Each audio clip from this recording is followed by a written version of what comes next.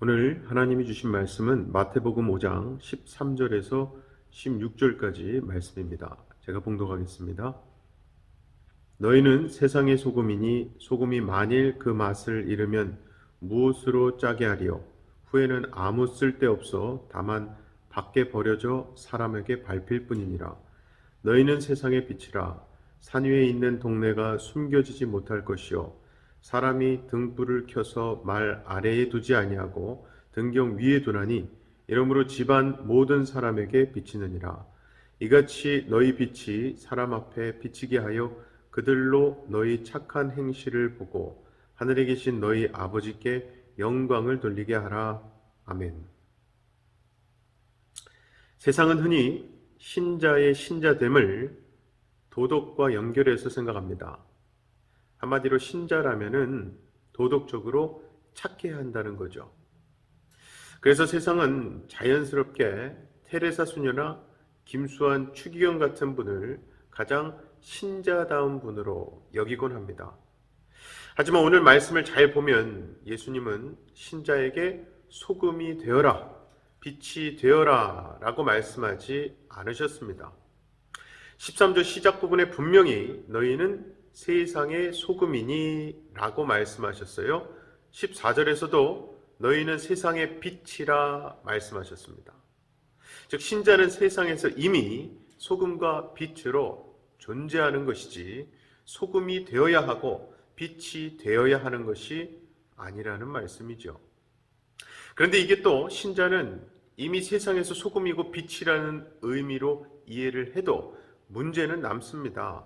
왜냐하면 16절 말씀 때문이에요.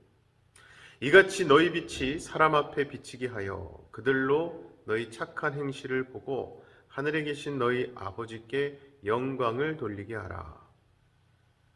그러니까 이 말씀을 소금이면 세상에서 짠맛을 내야 하고 빛이면 그 빛을 사람들 앞에 비춰야 한다라는 뜻으로 생각하기 때문에 결국 짠맛과 빛의 의미를 선한 행동과 연결해서 생각하는 거예요.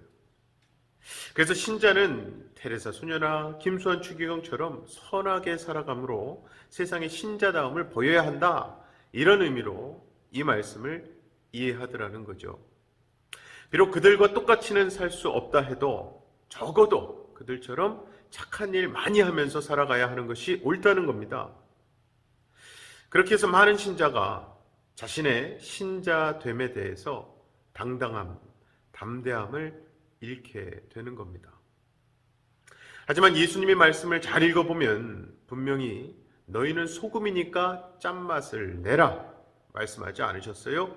빛이니까 빛을 내라 말씀하지 않으셨습니다.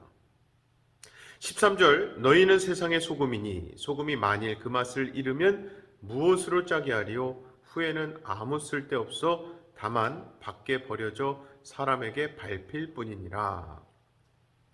여기서 분명히 소금이 되어라, 소금으로서 짠맛을 내라 말씀 있지 않습니다.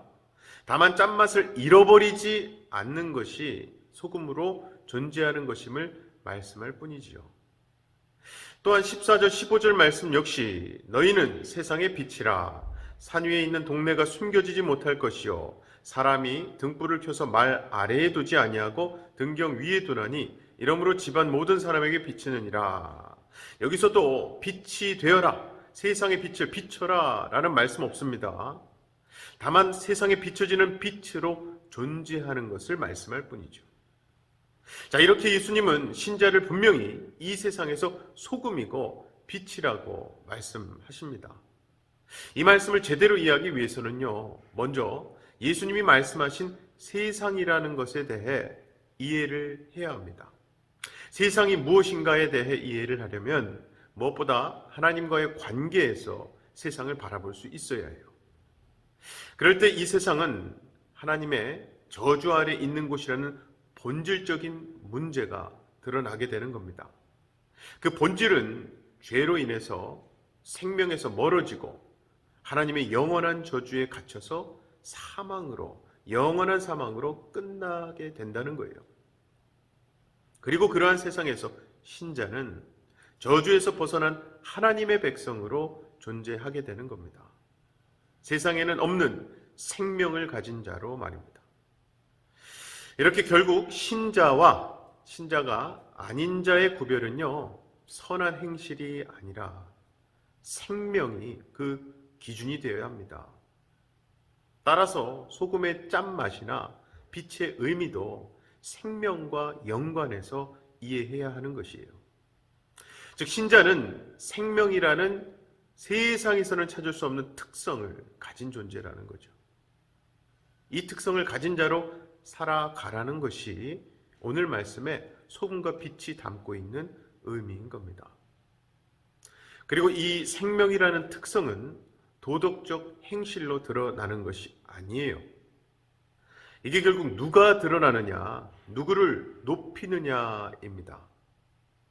15절 16절에 보면 사람이 등불을 켜서 말 아래 두지 아니하고 등경 위에 두나니 이러므로 집안 모든 사람에게 비치느니라. 이같이 너희 빛이 사람 앞에 비치게 하여 그들로 너희 착한 행실을 보고 하늘에 계신 너희 아버지께 영광을 돌리게 하라. 등불을 켜면 등경 위에 두어서 더 많은 사람과 장소를 비추이게 하며 사용하듯이 너희 빛이 사람 앞에 비치게 해라. 너희의 빛, 너희의 생명 되시는 그분 예수 그리스도, 그분이 나의 행실, 나의 삶을 통해서 드러나는 겁니다. 그분이 높임을 받는 거죠.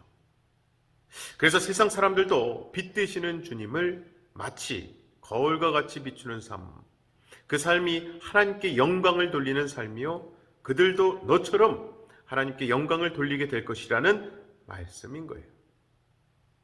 여러분, 신자가 스스로 자신을 빛과 소금이 되게 해야 한다고 생각한다면 그러한 신앙생활은 힘들고 괴로울 수밖에 없습니다.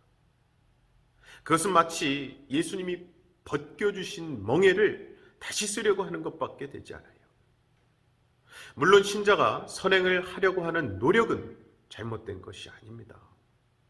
하지만 소금과 빛이 되려고 선행을 하려는 그 이면에는 어쩌면 자신의 선을 통해서 자신이 신자임을 드러내고 싶은 욕망일 수도 있거든요. 또한 인간의 선행을 신앙의 어떤 증거물로 생각하는 잘못된 생각일 수도 있어요. 저와 여러분은 이미 소금이고 빛입니다. 누구 덕분에요?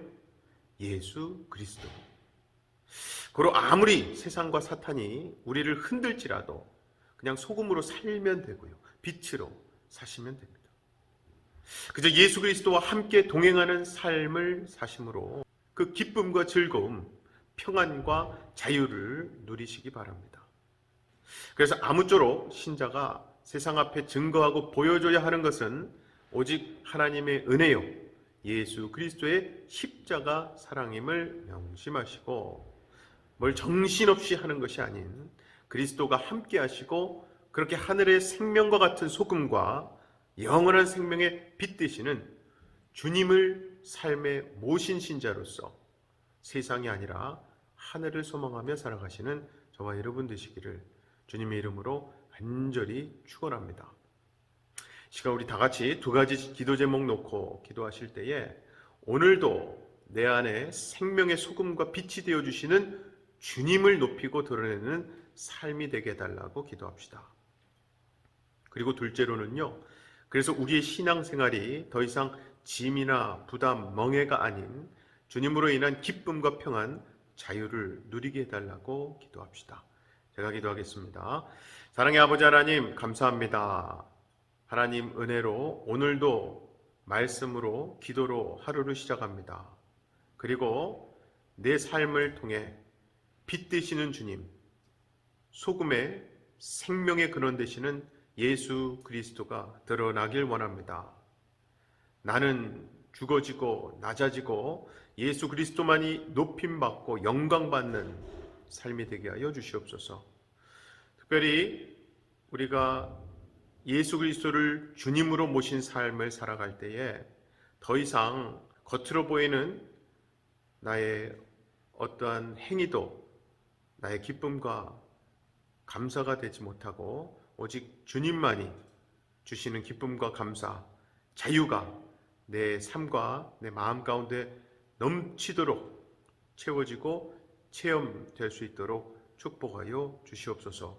오늘도 그렇게 예수 그리스도만을 빛내고 드러내고 향기로 나눌 수 있는 삶 되게 하시 줄 믿사옵고 우리 주 예수 그리스도의 이름으로 기도하옵나이다. 아멘.